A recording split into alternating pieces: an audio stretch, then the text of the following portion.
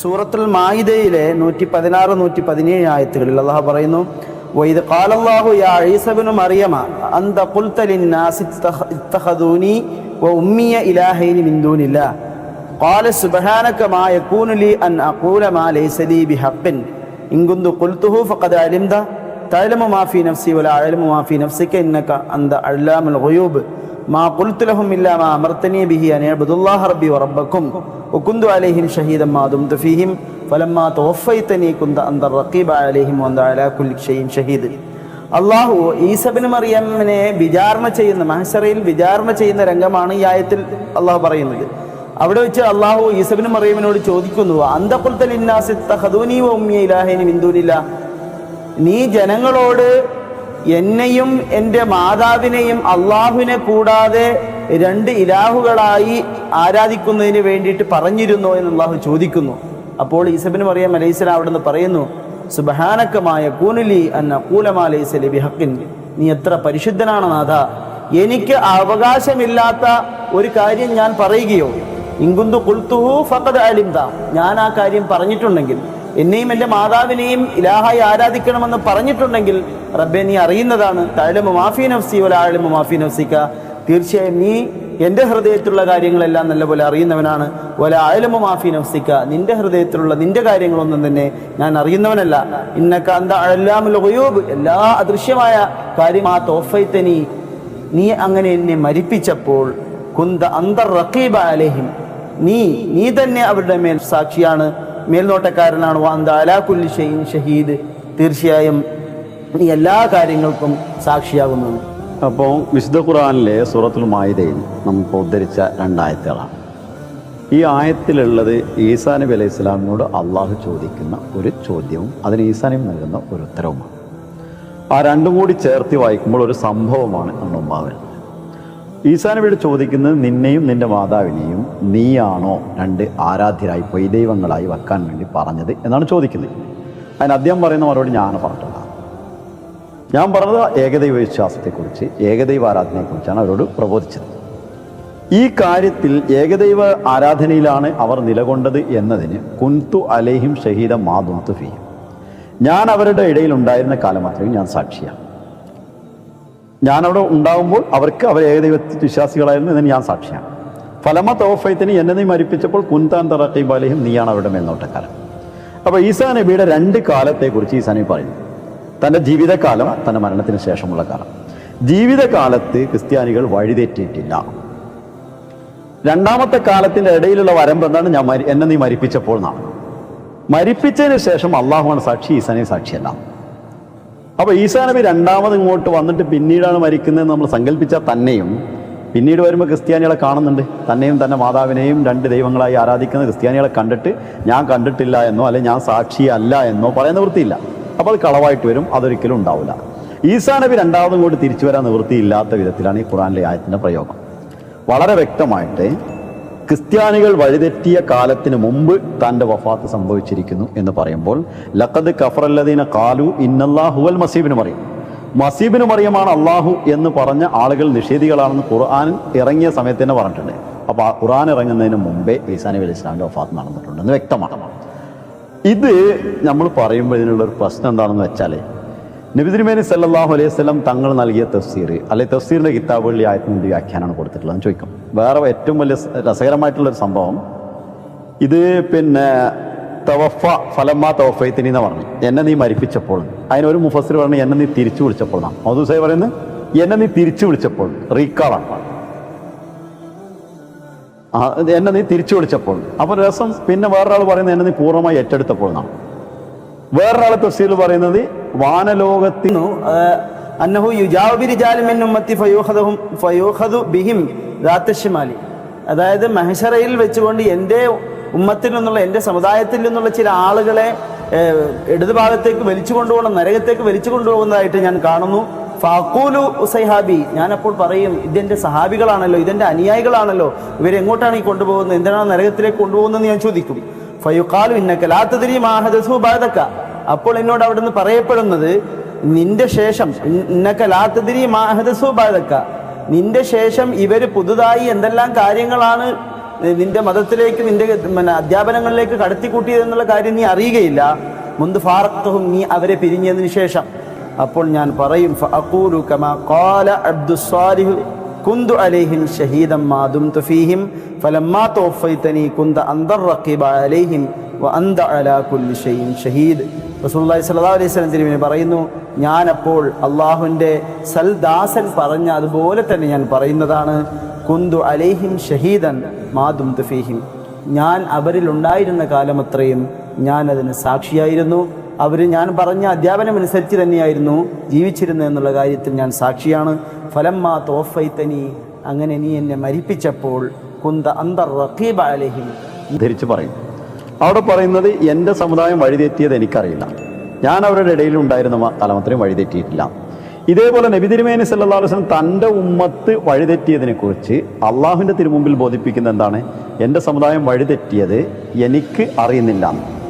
അതേപോലെ തന്നെ അദ്ദേഹം വഴിതെറ്റിപ്പോയ ഈ സമുദായത്തെക്കുറിച്ച് പറയുന്നത് മുമ്പ് ഈസാ നബി പറഞ്ഞത് എന്താണോ അതിനെ ഉദ്ധരിച്ച് ഞാൻ പറയുന്നതാണ്, വേറെ പുതിയൊരു കാര്യമല്ല. ഈസാ നബി പറഞ്ഞ അതേ വാക്കുകൾ ഉദ്ധരിച്ചിട്ടാണ് ഞാൻ പറയാം.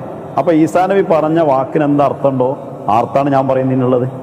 അതല്ലെങ്കിൽ ഞാൻ പറയുന്ന ഈ തഫ്സീർ എന്താണ്, ഈ ഈസാ നബി പറയുന്ന വാക്കുകൾക്ക് ഞാൻ പറയുന്ന അർത്ഥം എന്താണോ ആ അർത്ഥത്തിലാണ് ഈസാ നബി അവിടെ പറഞ്ഞിട്ടുള്ളത്. അപ്പൊ ഈസാ നബി അലൈഹി ഇസ്ലാം പറഞ്ഞ വാക്കിനെ ഉദ്ധരിച്ചുകൊണ്ട് മുഹമ്മദ് സല്ലല്ലാഹു അലൈഹി വസല്ലം പറയുമ്പോൾ രണ്ടിനും ഒരർത്ഥമാണ് എന്നതിൽ തർക്കമില്ല. ഇവിടെ ഒരു വിധത്തിലുള്ള സംശയത്തിന് വക നൽകാത്ത വിധം ഇമാം ബുഖാരി ഈ കാര്യം വളരെ ഭംഗിയായി നിർവഹിച്ചിരിക്കുകയാണ് ഈ ആയത്തിന്റെ തഫ്സീർ. എങ്ങനെ? ഈ തഫ്സീർ ആണെങ്കിലും ഇബ്നു അബ്ബാസിന്റെ നിവേദനമാണ്, മുഫസ്സിരീങ്ങളിൽ അഗ്രഗണ്യനായ ഇബ്നു അബ്ബാസിന്റെ നിവേദനം. വന്ന തഫ്സീറിന്റെ കിതാബ് ഏതാണ്? അസഫുൽ കുത്തുബി ബാദ കിതാബുല്ലാഹ്, അള്ളാഹുവിന്റെ കിതാബിന് ശേഷം ഏറ്റവും പ്രാമാണ്യയോഗ്യമായ കിതാബ്, അത് ബുഖാരി. വന്ന സ്ഥലമോ കിതാബ് തഫ്സീർ, ആയത്ത് അതേ സൂറത്ത്, എന്നിട്ട് പറയുന്നതോ മുഹമ്മദ് മുസ്തഫ സല്ലല്ലാഹു അലൈഹി വസല്ലം തഫ്സീർ. ഇനി ഇതൊന്നും ഞങ്ങൾക്ക് പോരാ, ഞങ്ങൾ വേറെ ഏതൊരു മുഫസ്സിർ പറഞ്ഞാണ് എടുക്കുക എന്ന് പറഞ്ഞാൽ ആ പറഞ്ഞ ആളോട് പോയി പണി നോക്കാൻ പറയുന്നത് നമുക്ക് നിർത്തി കൊടുക്കും. കാരണം മുഹമ്മദ് സല്ലല്ലാഹു അലൈഹി വസല്ലം പറഞ്ഞ തഫ്സീർ എടുക്കൂല, ബുഖാരിയിൽ വന്നത് എടുക്കൂല. പിന്നെ ഇമാം ബുഖാരി ഈ കാര്യം എടുത്ത് അവിടെ തന്നെ ചേർക്കുമ്പോൾ ഇമാം ബുഖാരിയുടെ അഭിപ്രായം അതാണ്. ഏറ്റവും രസകരമായ സംഗതി, ഇമാം ബുഖാരി ഫലമാ തവഫൈതനി എന്നിവിടെ വന്നു. ഈസാ നബിയെ കുറിച്ച് തന്നെ തവഫ വേറെ സ്ഥലത്ത് വന്നിട്ടുണ്ട്, മുത്തവഫീക. അതിന്റെ താഴെ വഖാലബിൻ അബ്ബാസിൻ മുത്തവഫീക മുമീത്തുക. ഇബ്നു അബ്ബാസ് റളിയല്ലാഹു തആല ഒരു ഖൗല ഉദ്ധരിക്കുകയാണ്, മുത്തവഫീക എന്ന് പറഞ്ഞാൽ മുമീത്തുക നിന്നെ ഞാൻ മൗത്താക്കി എന്നാണ് അർത്ഥം. അപ്പൊ തവഫക്ക് മൗത്താണ്, മരണമാണ് എന്ന് ഇമാം ബുഖാരി വളരെ സ്പഷ്ടമായി സ്ഥാപിച്ചു കൊണ്ടുവരുന്നൊരു സംഗതിയെ അത് റസൂലുള്ളാഹിന്റെ വാക്കുകൾ കൊണ്ട് ഖുർആൻ ഉദ്ധരിച്ചുകൊണ്ട് സ്ഥാപിക്കുമ്പോൾ നമ്മൾ അതിനെ അവഗണിക്കണമെങ്കിൽ നമ്മുടെ കയ്യിൽ അത്രയും വലിയൊരു തെളിവ് വേണം. അതിന് തെളിവില്ല. ഒന്നിൽ ഹദീസ് ലൈഫാണ്, അതല്ല. ഹദീസ് പ്രാമാണ്യയോഗ്യമല്ല എന്നുള്ളതിന് വേറെ എന്തെങ്കിലും ഒരു കാരണങ്ങൾ വേണം, അതുമല്ല. അപ്പോൾ വളരെ വ്യക്തമായിട്ട് വരാതിരിക്കട്ടെ എന്ന് പറഞ്ഞ രണ്ട് ഇട്ടയിലെടുത്തിട്ട് സ്വയം രക്ഷപ്പെടുന്ന ഒരു പരിപാടി. അതിനെക്കുറിച്ച് പറയുമ്പോഴേ ഇവിടെ മുജാഹിദീങ്ങൾ പ്രസിദ്ധീകരിച്ച ഖാദിയാനിസം, അഹമ്മദിയ മുസ്ലിം ജമാഅത്തിനെ വിമർശിക്കുന്നതിന് വേണ്ടി അബുൽ ഹസൻ അലി നദ്വി, മഹാനായ ലോക പണ്ഡിതനാണ് അദ്ദേഹം എഴുതിയ ഖാദിയാനിയത്ത് എന്ന പുസ്തകം അറബിയിലും ഉറുദുവിലും ഉണ്ട്. അതിന്റെ മലയാള വിവർത്തനം സുഹൈർ ചുങ്കത്തരയാണ് വിവർത്തനം ചെയ്തിട്ടുള്ളത്. അത് അവിഭക്ത മുജാഹിദ് പ്രസിദ്ധീകരിച്ച, മുജാഹിദ് സെന്ററിൽ നിന്ന് പ്രസിദ്ധീകരിച്ച ഖാദിയാനിസമാണ് എൻ്റെ കയ്യിലുള്ളത്. അതിൽ അദ്ദേഹം അതിന്റെ 53-ാം പേജിൽ ഇപ്രകാരം പറയുന്നു: ഒന്നുറപ്പാണ്, ഈസാ അലൈഹി ഇസ്ലാമിന്റെ ആരോഹണവും, അതായത് ആകാശത്തേക്കുള്ള പോക്ക്, അന്ത്യനാളിന് മുമ്പുള്ള ആഗമനവും മുസ്ലിങ്ങളുടെ അഖീദയാണ്. മുസ്ലിങ്ങളുടെ അടിയുറച്ച, അതായത് മാറ്റാൻ പറ്റാത്ത സോളിഡ് വിശ്വാസമാണ്. അത് മാത്രമല്ല, ഖുർആനും ഒരുപാട് ഹദീസുകളും അതിന് പിൻബലം നൽകുന്നു. തലമുറകളായി അത് വിശ്വസിച്ചു വരുന്നത്, അതേക്കുറിച്ചുള്ള ഹദീസുകൾ മുത്തവാത്തിറാണെന്ന് പോലും ഇബ്നു കസീർ എഴുതുന്നു. അപ്പോൾ മുത്തവാത്തിറായ ഹദീസുകളിൽ തലമുറകളായി വിശ്വസിച്ചു വരുന്ന ഒരു വിശ്വാസമാണ് മുജാഹിദീങ്ങളുടേത്. ഈസ ഇബ്നു മറിയമിന്റെ ആഗമനം അത് വരട്ടെ വരാതിരിക്കട്ടെ, അല്ലെങ്കിൽ അത് ഈമാൻ ഗുണം ചെയ്യാത്ത കാലത്തിലാണ് വരിക എന്നൊക്കെ പറയുന്നത് മൗഢ്യമാണെന്ന് മാത്രമല്ല തങ്ങൾ എഴുതി വെച്ചതിന് വിരുദ്ധം കൂടിയാണ്. ഇനി സുന്നികളുടെ വിശ്വാസം, ഇസ്ലാമിക ചിന്ത സത്യവും മിഥ്യയും എന്ന് എം.എ. അബ്ദുൽ ഖാദർ മുസ്ലിയാർ എഴുതിയ പുസ്തകമാണ് എൻ്റെ കയ്യിലുള്ളത്. അതിൻ്റെ 135-ാമത്തെ പേജിൽ സുന്നികളുടെ വിശ്വാസങ്ങളെല്ലാം തന്നെ ഇമാം അശ്ശരി റഹ്മത്തുള്ളാഹി അലൈഹിയുടെ വിശ്വാസങ്ങളാണെന്ന് പറഞ്ഞുകൊണ്ട് റിസാലത്തിലുള്ള വിശ്വാസം എന്ന് പറഞ്ഞ 7-ാമത്തെ നമ്പറിൽ എഴുതിയിട്ട് അദ്ദേഹം അവസാനം പറയാണ്: ഹദറത്ത് ഈസാ അലൈഹി ഇസ്ലാം ആകാശത്തിലേക്ക് ഉയർത്തപ്പെട്ടു എന്ന്, അന്ത്യദിനമാകുമ്പോൾ ഇറങ്ങി വന്ന് ദജ്ജാലിനെ വധിക്കുകയും മദ്യവും പന്നിയും പൂർണ്ണമായി നിരോധിക്കുകയും മുഹമ്മദ് നബി സല്ലല്ലാഹു അലൈഹി വസല്ലമയുടെ ശരീഅത്ത് പ്രകാരം വിധി നൽകുകയും കാബക്ക് മുന്നിട്ടുകൊണ്ടുള്ള ഇസ്ലാമിക നിസ്കാരത്തിന് നേതൃത്വം നൽകുകയും ചെയ്യുമെന്ന വിശ്വാസം റിസാലത്തിലുള്ള വിശ്വാസത്തിന്റെ ഭാഗമാണ്. അപ്പൊ ഈസാ ഇബ്നു മറിയമിന്റെ ആഗമനത്തിൽ ഉൾജിക്കപ്പെട്ടിരിക്കുന്നത്, അതായത് 20 ഹദീസുകൾ എഴുതിക്കൊണ്ടാണ് അദ്ദേഹം ഇത് പറയുന്നത് വരുന്നുള്ളതിന്. ഈസാ മരിച്ചുപോയിട്ടുണ്ടോ, ഇന്നും ജീവിച്ചിരിപ്പുണ്ടോ എന്ന ചർച്ച ഇവിടെ കുത്തിപ്പൊക്കുന്നത് തീരെ നിരർത്ഥവും നിഷ്ഫലവും എത്രയും. അത് അദ്ദേഹത്തിന്റെ ഒരു അഭിപ്രായമാണ്.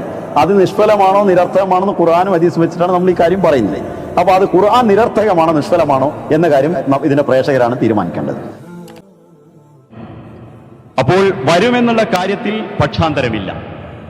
ഇനി വരുന്നതിനെ സംബന്ധിച്ച് ആണ് നമ്മൾ തമ്മിലുള്ള അഭിപ്രായ വ്യത്യാസമുള്ളത്. വരുന്നത് ഏത് വിധത്തിൽ എന്നതിനെ സംബന്ധിച്ച്. ഇനി ഈ ഈസാ ഇബ്നു മറിയമിന്റെ ആഗമനത്തെ സംബന്ധിച്ച് മുസ്ലിങ്ങളിൽ 2 വിധത്തിലുള്ള അഭിപ്രായങ്ങൾ ഉണ്ടായതായി പൂർവ്വ പണ്ഡിതന്മാർ രേഖപ്പെടുത്തിയിട്ടുണ്ട്. ഒന്ന്, 2000 വർഷങ്ങൾക്ക് മുമ്പ് വന്ന ഈസാ ഇബ്നു മറിയം ഇന്നും സ്ഥൂല ശരീരത്തോട് ആകാശത്ത് ജീവിച്ചിരിപ്പുണ്ടെന്നും അദ്ദേഹം തന്നെയാണ് ഇങ്ങോട്ട് ഇറങ്ങി വന്നുകൊണ്ട് ഈസാ ഇബ്നു മറിയം വരുമെന്നുള്ള പ്രവചനത്തിന്റെ പ്രത്യക്ഷത പുലർച്ചെ ഉണ്ടാവുക എന്നുമാണ് ഒരു വിശ്വാസം. ആ വിശ്വാസമാണ് ഞങ്ങളുടെ മറുപക്ഷം വെച്ചു പുലർത്തുന്നത്.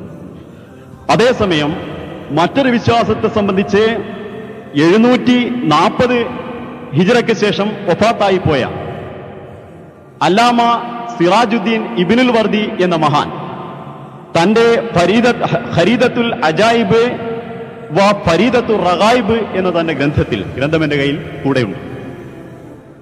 നുസൂൽ ഇബ്നു മറിയം, ഈസാ ഇബ്നു മറിയമിന്റെ ആഗമനം എന്ന അധ്യായം തന്നെ കുറിച്ചുകൊണ്ട് അതിൽ ഈ വിശ്വാസത്തെ എടുത്തു പറഞ്ഞതിന് ശേഷം, അതായത് ഈസാ ഇബ്നു മറിയം ആകാശത്ത് നിന്ന് വരും, അദ്ദേഹം തന്നെയാണ് ഇനി തിരിച്ചു വരേണ്ടത് എന്ന ഒരു വിശ്വാസമുണ്ട് എന്ന് പറഞ്ഞതിന് ശേഷം തുടർന്ന് അദ്ദേഹം പറയുന്നു, വഖാലത്ത് ഫിർഖത്തുൻ നുസൂലു ഈസാ ഖുറൂജു റജുലിൻ യശ്ബഹു ഈസാ ഫിൽ ഫദ്ലി വശറഫി കമാ യുഖാലു ലിഖൈറിൽ ബശരി മലക്കുൻ വലിശരീരി ശൈത്താനുൻ തശ്ബീഹൻ ബിഹിമാ വലാ യുറാദുൽ അയാൻ.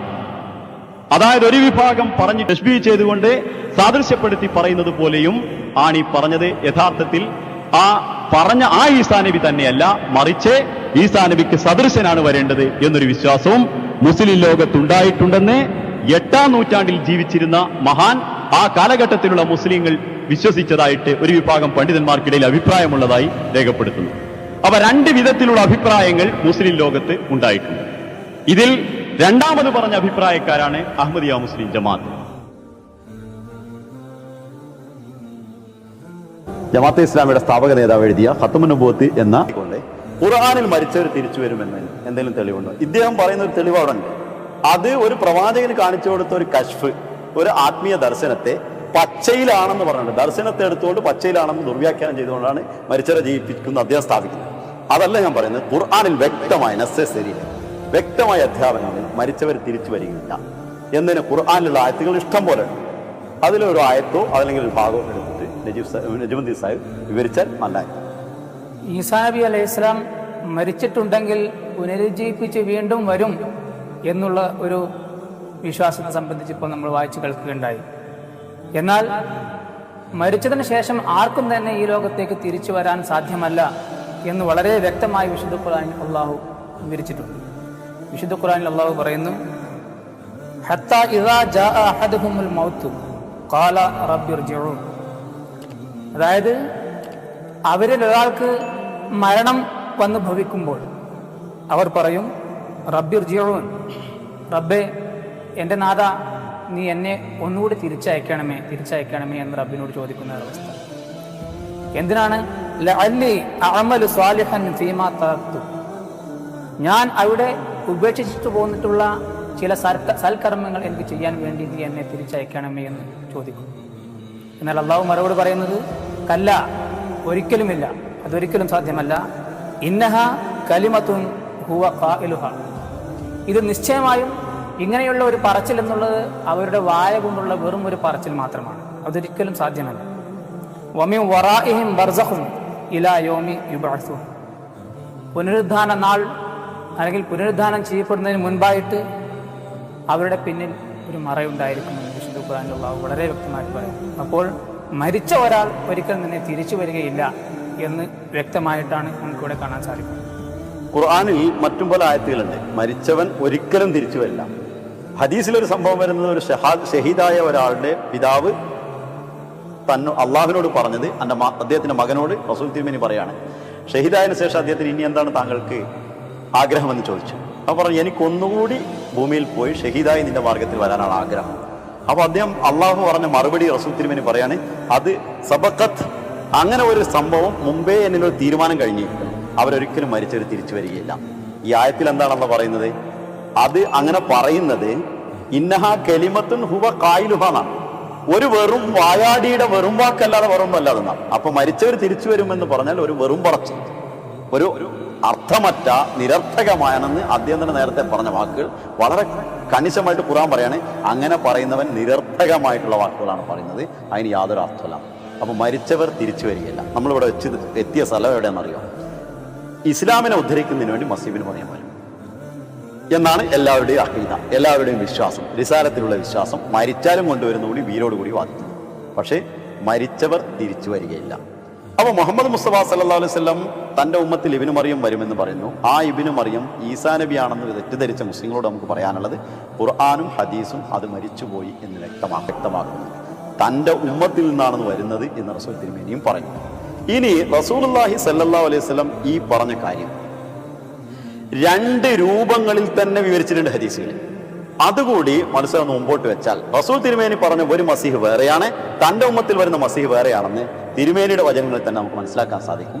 അതൊന്ന് പറയാൻ വേണ്ടി ഞാൻ അപേക്ഷിക്കുകയാണ്. തീർച്ചയായും റസൂലുള്ളാഹി സ്വല്ലല്ലാഹു അലൈഹി വസല്ലമ തന്റെ ഉമ്മത്തിൽ വരുമെന്ന് പറഞ്ഞ ഈസ ഇബ്നു മറിയം 2000 വർഷം മുമ്പ് ബനി ഇസ്രായേൽ വന്ന ഈസാ നബിയെ കുറിച്ചല്ല ഇതിൽ പറയുന്നത്.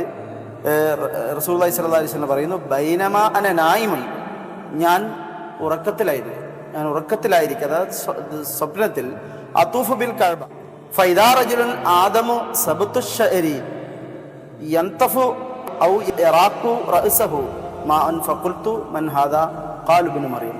ഞാൻ കഅബ പ്രദക്ഷിണം ചെയ്യുന്നതായി സ്വപ്നത്തിൽ കണ്ടു. തത്സമയം പെട്ടെന്ന് ഒരാൾ എൻ്റെ മുമ്പിൽ വന്നു. അയാളുടെ നിറം ഗോതമ്പത്തിൻ്റെയും മുടി നേരെയുള്ളതും നീണ്ടതുമായിരുന്നു. ഇതാരാണെന്ന് ഞാൻ ചോദിച്ചു. ഇത് ഇബ്നു മറിയമാണെന്ന് മറുപടി നൽകി.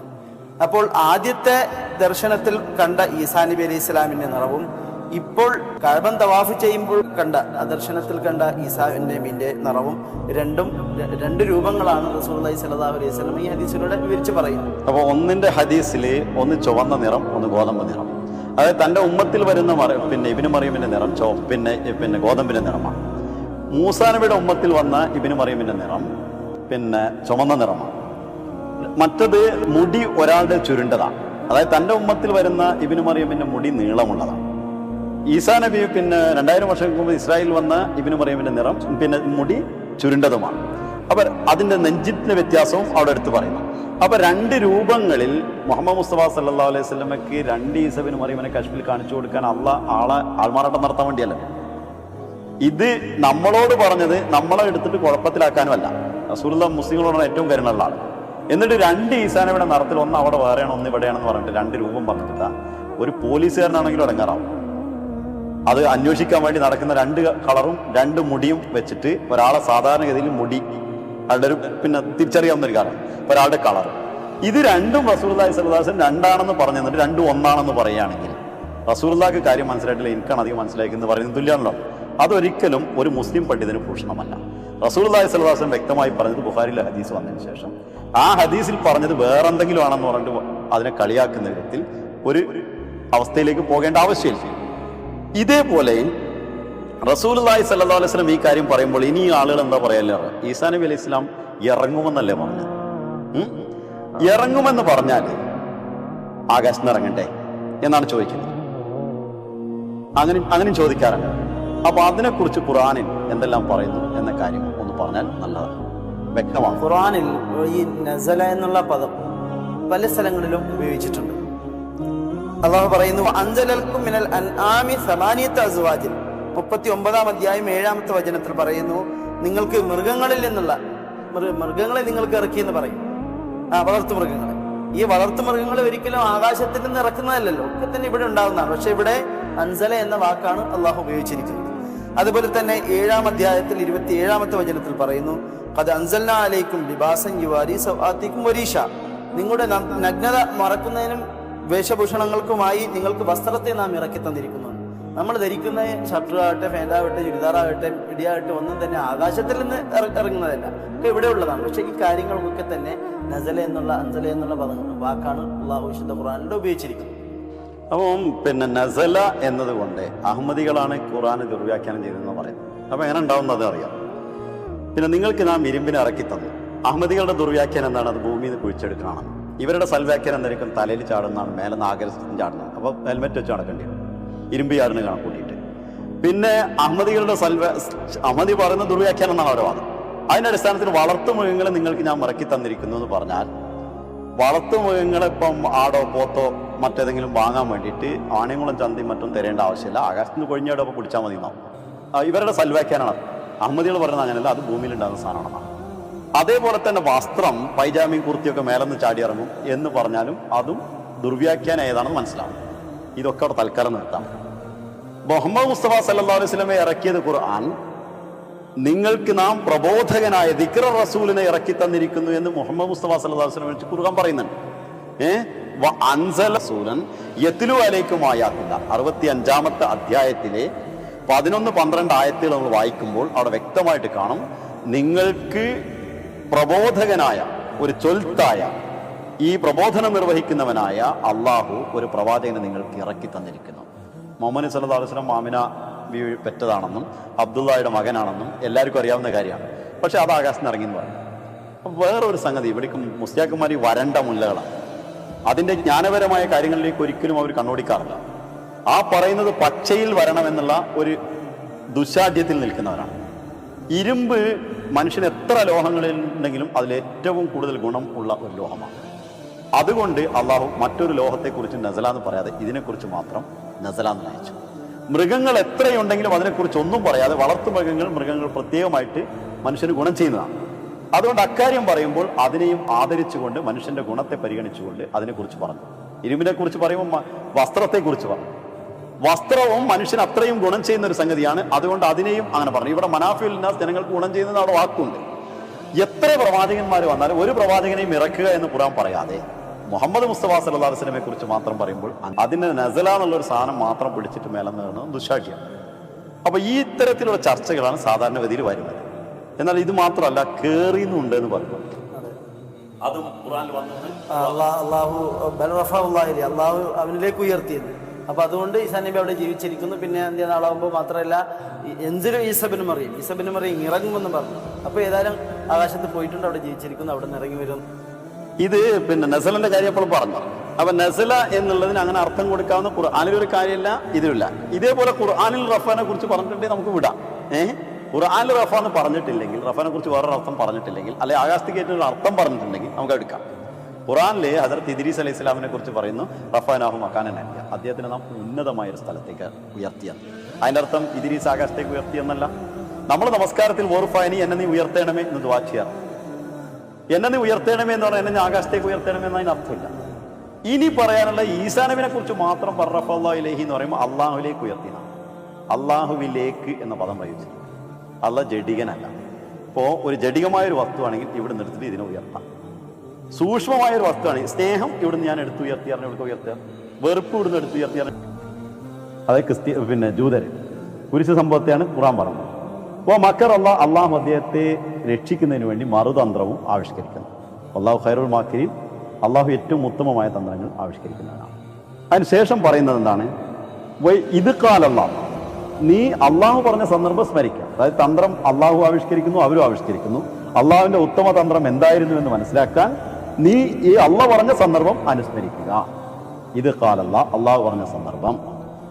യാ ഈസ ഇന്നി മുത്തവഫിക്ക, ഓ ഈസ നിന്നെ ഞാനാണ് മരിപ്പിക്കുന്നത്, നിശ്ചയമായും നിന്നെ ഞാൻ മരിപ്പിക്കുന്നവനാണ്. അതായത് ഇവർ കൊല്ലാൻ പറ്റില്ല, ഞാനാണ് നിന്നെ മരിപ്പിക്കുന്നത്, ഇവരെ കൊണ്ട് കൊല്ലാൻ സാധ്യമല്ല. റാഫിഉക ഇലയ്യ, എന്നിലേക്ക് ഉയർത്തുന്നവനാണ്. ആദ്യം പറഞ്ഞത് നിന്നെ മരിപ്പിക്കുന്നവനാണ്, എന്നിലേക്ക് ഉയർത്തുന്നവനാണ്. എന്തിനാ അങ്ങനെ പറഞ്ഞത്? നമ്മൾ വോർഫാനി എന്ന് പറഞ്ഞാൽ ഇവിടെ നിന്ന് നീച്ചിട്ട് മേലക്കോണം എന്ന അർത്ഥത്തിലല്ല, അള്ളാഹുവിന്റെ സാമീപ്യം കിട്ടണം എന്ന ഉദ്ദേശത്തോടുകൂടിയാണ്. അള്ളാഹുവിന്റെ സാമീപ്യം കിട്ടിയ ആളല്ല ഈസ. അദ്ദേഹം ശപിക്കപ്പെട്ട മരണത്തിന് വിധേയനാക്കപ്പെട്ടിരിക്കുന്നു. കാരണം അദ്ദേഹം ജനിച്ചതിന് ഔദുബില്ലാ മിൻ ദാലിക് അവിഹിത ബന്ധത്തിലാണ് എന്നാണ് ക്രിസ്ത്യാനികൾ ഒരു വിധത്തിൽ പറയുന്നതും യഹൂദികൾ പച്ചയിൽ പറയുന്നത്. ക്രിസ്ത്യാനികൾ പരിശുദ്ധാത്മാവ് വന്നെന്നൊക്കെ പറയുന്നു, അത് വേറൊരു അർത്ഥത്തിൽ. പക്ഷെ ഇവിടെ യഹൂദികളുടെ വാദം അദ്ദേഹം ജനിച്ചത് ശരിയല്ല എന്നതാണ്. ആ ജനിച്ചത് ശരിയല്ലാത്തതുകൊണ്ട് മരത്തിൽ തൂങ്ങുന്നവൻ ശപിക്കപ്പെട്ടവൻ എന്ന് തൗറാത്തിൽ എഴുതി വെച്ചിരിക്കുന്നു, ഞങ്ങൾ അദ്ദേഹത്തെ ശബ്ദമരണത്തിന് വിധേയനാക്കി കുരിശിലേറ്റി കൊന്നു എന്ന അവരുടെ വാദത്തെ ഖണ്ഡിച്ചുകൊണ്ടാണ് ഖുർആൻ അവിടെ പറയുന്നത്. അപ്പോൾ ശബ്ദമരണത്തിന് വിധേയനല്ല എന്നാണ് ഖണ്ഡിച്ചു പറയേണ്ടത്. ശബ്ദമരണത്തിന് വിധേയനാകുന്ന ഒരാൾക്ക് അള്ളാഹുവിന്റെ സാമീപ്യം ഇല്ലാത്ത ആളാണ്, ശൈത്താനാണ്. അതുകൊണ്ട് അതിനെ ഖണ്ഡിച്ചുകൊണ്ട് അള്ളാഹ് എന്ത് പറഞ്ഞു? ഇന്നി മുത്തവഫീക്ക, നിന്നെ ഞാൻ മരിപ്പിക്കുന്നതാണ്, റാഫിഖ് ഇലയ്യ, എന്നിലേക്ക് ഉയർത്തുന്നതാണ്, മരിച്ചതിന് ശേഷമുള്ള ഉയർത്തുക. അത് തന്നെയാണ് അപ്പുറത്തും പറഞ്ഞ ബർറഫല്ലാഹു, അവർ കൊന്നിട്ടില്ല, ക്രൂശിച്ചിട്ടില്ല, ബർറഫല്ലാഹുലേക്ക് അള്ളാഹുവിന്റെ സാമീപ്യം കൊണ്ട് അദ്ദേഹത്തെ ഉയർത്തിയിട്ടുണ്ട്. ഈ കാര്യം വളരെ വ്യക്തമായിട്ട് മരണത്തിന് ശേഷമാണ് ഉയർച്ച എന്ന് ഖുർആൻ പറയുന്നത്. ഇത് നമ്മൾ മാത്രം പറഞ്ഞാൽ ചിലർ അംഗീകരിക്കില്ല. മുഫസ്സിർ പറഞ്ഞിട്ടുള്ളത് മുസ്ലിം വേൾഡ് ലീഗ് പ്രസിദ്ധീകരിക്കുന്ന ദി മെസ്സേജ് ഓഫ് ഖുർആൻ, അതായത് ഖുർആന്റെ ഇംഗ്ലീഷ് ട്രാൻസ്ലേഷൻ ആദ്യമായിട്ട് മുസ്ലിം വേൾഡ് ലീഗ് പുറത്തിറക്കിയത് 1965 മുഹമ്മദ് അസദാണ് എഴുതിയിട്ടുള്ളത്. അതിൽ ഇന്നി മുത്തവഫീഖ റാഫിക്ക എന്നുള്ളതിന് verily costly be to die, നിന്നെ നിശ്ചയമായും ഞാൻ മരിപ്പിക്കുന്നവനാണ് എന്നാണ് അർത്ഥം കൊടുത്തിട്ടുള്ളത്. ഇവിടെ തൗഫക്ക് മുജാഹിദ് എഴുതിയത് മേലേക്ക് ഉയർത്തുന്നതാണ് പറഞ്ഞത്. പക്ഷേ ഈസാ നബിയെ നിശ്ചയമായി നിന്നെ ഞാൻ മരിപ്പിക്കുന്നവനാണ് എന്ന അർത്ഥമാണ് കൊടുത്തിട്ടുള്ളത്. ബർറഫല്ലാഹു ഇലൈഹി എന്നതിന് അടിക്കുറിപ്പ് കൊടുക്കുമ്പോൾ അദ്ദേഹം പറയുന്നത് ഈ റഫ ആലിമ്രാനിൽ വന്ന മരിപ്പിച്ചതിന് ശേഷമുള്ള ഉയർച്ചയാണ് എന്ന് നമ്പർ ഇട്ട് കൊടുക്കുക. പിന്നെ മേലോട്ട് ഉയർത്തി എന്ന് ഇവർ പറയുന്നുണ്ട് ജഡികമായിട്ട്. അതിനെക്കുറിച്ച് അദ്ദേഹം പറയുന്നത് ഒരു സിംഗിൾ എവിഡൻസ് പോലും ഇസ്ലാമിക് ട്രഡീഷനിലില്ല. അതായത് ഖുർആാനിലോ ഹദീസുകളിലോ ഇസ്ലാമിക പാരമ്പര്യങ്ങളിലോ മുഹമ്മദ് മുസ്തഫ സല്ലല്ലാഹു അലൈഹി വസല്ലമയുടെ ലൈഫായ ഹദീസിൽ പോലും ഈസാ നബിയെ കുരിശു മരണ സമയത്ത് ആൾമാറാട്ടം നടത്തി ഈസാ നബി ആകാശത്തേക്ക് ഉയർത്തി എന്ന് ഒരു ഹദീസിൽ ഒരു സിംഗിൾ എവിഡൻസ് വിശ്വസിക്കാവുന്നില്ല. അത് മാത്രമല്ല, ഇന്നമ യുറുവ അനിൻ നസാറ, അത് നസാറാക്കളിൽ നിന്ന് നിവേദനം ചെയ്യപ്പെട്ട ഒരു കടങ്കഥയാണെന്ന് ഫതുഹുൽ ബയാനിൽ എഴുതി വെച്ചിട്ടുണ്ട്. അപ്പൊ നസാറാക്കളിൽ നിന്ന് വന്നിട്ടുള്ള ഒരു വിശ്വാസം, ക്രിസ്ത്യാനികളുടെ ഒരു വിശ്വാസം, യേശു കുരിശുമരണത്തിൽ മരിച്ച് ആ മരണം മരിച്ച് അതിനുശേഷം രണ്ടാമത് ഉയർത്തെഴുന്നേൽക്കും, ആകാശത്ത് പോയി എന്നും ദൈവത്തിന്റെ വലതുഭാഗത്തിരിക്കുന്നുവെന്നും അദ്ദേഹം തിരിച്ചു വരുമെന്നും ക്രിസ്ത്യാനിയുടെ വിശ്വാസം. മുസ്ലിങ്ങൾ കൂട്ടം കൂട്ടമായി ക്രിസ്ത്യാനിറ്റിയിൽ നിന്നും ഇസ്ലാമിലേക്ക് വന്നപ്പോഴേ അവരുടെ ഈ വിശ്വാസമായിട്ടാണ് ഇങ്ങോട്ട് വരുന്നത്. രാമാന്ന് കുറെ കഴിഞ്ഞിട്ട് വരുള്ളൂ, അള്ളാഹ് കുറെ കഴിഞ്ഞിട്ട് വരുള്ളൂ. ഈ ഒരു അവസ്ഥയുണ്ട്. രാമാന്ന് പോയിട്ട് വേണം അള്ളാഹ് വരാൻ. അതുകൊണ്ട് ക്രിസ്ത്യാനിറ്റിയുടെ ഈ വിശ്വാസത്തെ വെച്ച് പുലർത്തിയ ഈ ജനങ്ങൾ ആ ഈസാ നബി വരുമെന്നുള്ള ഇവിടെ ഒരു വിശ്വാസവും കാണുന്നു, അത് ഇറങ്ങുന്നും കാണുന്നു, ഉയർത്തിന്നും കാണുന്നു.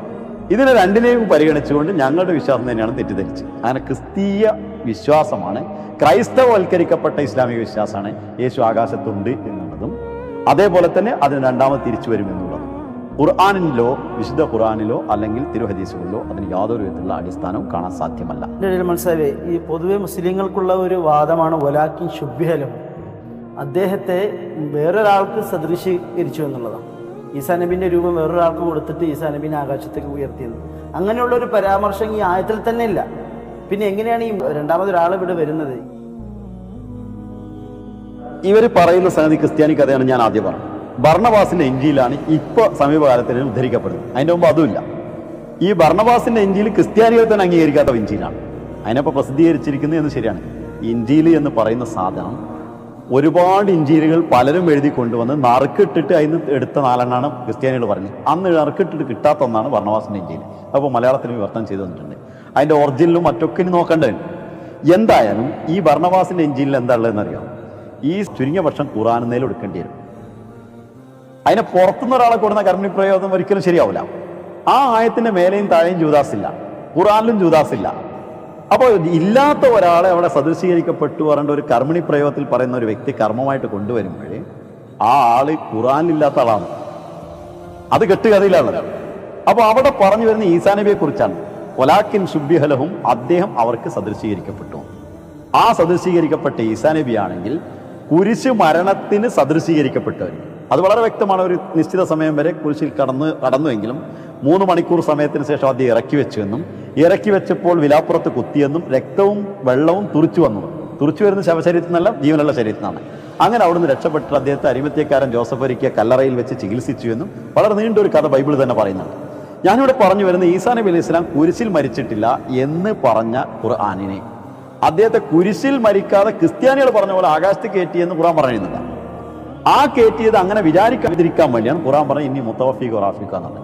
നിന്നെ ഞാൻ മരിപ്പിച്ചതിന് ശേഷം 3-ാമത്തെ അധ്യായം 56-ാമത്തെ വചനത്തിൽ നിന്നെ ഞാൻ മരിപ്പിക്കുന്നവനാണ്, നിന്നെ ഞാൻ ഉയർത്തുന്നവനാണ്. അള്ളാഹ് പറഞ്ഞ എന്താണ്? ക്രിസ്ത്യാനികളുടെ വിശ്വാസങ്ങൾ എടുക്കരുത്, അള്ളാഹു പറയുന്ന വേറെ വിശ്വാസമാണ്. അതിനെ അവഗണിച്ചുകൊണ്ടാണ് ഇവർ പറയും. അതിൽ പറയുന്ന ചില തഖദ്ദുമ താഖ്ദ് പറയും. ആദ്യം ഉയർത്തലാണ് ഉണ്ടായത്, പിന്നെയാണ് മരിപ്പിക്കലുണ്ടായത്. അള്ളാഹ് അങ്ങനെ പറഞ്ഞു. അതിനെ കുറിച്ച് അങ്ങനെ പറയുന്ന മൗലവിമാർ വരെ ഉണ്ട്. അതായത് അള്ളാഹ് ആദ്യം പറഞ്ഞത് നമുക്ക് പിന്നെ പറയാം. അത് ജൂതരുടെ പണിയാണെന്ന് ഖുർആൻ പറയുന്നത്. യുഹരിഫൂനൽ കലിമാൻ മവാദി, അള്ളാഹുവിന്റെ വചനങ്ങൾ ഒരു സ്ഥാനത്ത് മറ്റു സ്ഥാനത്തേക്ക് മാറ്റി വെക്കും. അങ്ങനെ മാറ്റിവെക്കുന്ന ജൂതരായി മാറുമെന്ന് റസൂൽ തിരുമേനി പറഞ്ഞിട്ട് എൻ്റെ ഉമ്മത്ത് ജൂതനാവുന്നു. അപ്പോൾ അങ്ങനെ മാറ്റിയിട്ട് വാദിക്കാമെന്ന ജൂതനായി മാറും ചെയ്തു. അല്ലാതെ ഇതിൽ ഈസാ നബി മരിച്ചിട്ടില്ല എന്നുള്ളതിനൊരു ഇതില്ല. അപ്പോൾ നമ്മൾ പറഞ്ഞ ചുരുക്കത്തിൽ ഈസാ നബി അലൈഹി ഇസ്ലാം വരുമെന്ന് നബി തിരുമേനി പറഞ്ഞു. ഈസബിന് മറിയം വരും 2000 വർഷം മുമ്പ് ഇസ്രായേൽ ഹദീസുമാണ്. അപ്പൊ ഖുർആനികമായി ആദ്യമായി പരിശോധിക്കുമ്പോൾ മുജാഹിദ് പണ്ഡിതനായ ജനാബ് അബ്ദുറഹ്മാൻ സാഹിബ് പറയുന്നു, അങ്ങനെ മരിച്ചിട്ടില്ല എന്നതിനൊരായത്ത് വിശുദ്ധ ഖുർആനിൽ എവിടെയും ഇല്ല. അതിനെങ്ങനെ പറയാൻ കഴിയും? ഖുർആൻ എങ്ങനെ പറയാൻ കഴിയും? അവന് പറയൂല. ഈസ വരികയും 40 വർഷത്തെ ജീവിതത്തിന് ശേഷം മരണപ്പെട്ട് റൗള ഷരീഫിൽ സംസ്കരിക്കപ്പെടുകയും ചെയ്ത ശേഷവും പാരായണം ചെയ്യപ്പെടുന്ന ഖുർആനിൽ ഈസാ നബി മരിച്ചിട്ടില്ലെന്ന സൂക്തമുണ്ടായാൽ എന്തായിരിക്കും ആ ഖുർആന്റെ വില? ജനങ്ങളുടെ കൺമുമ്പിൽ വെച്ച്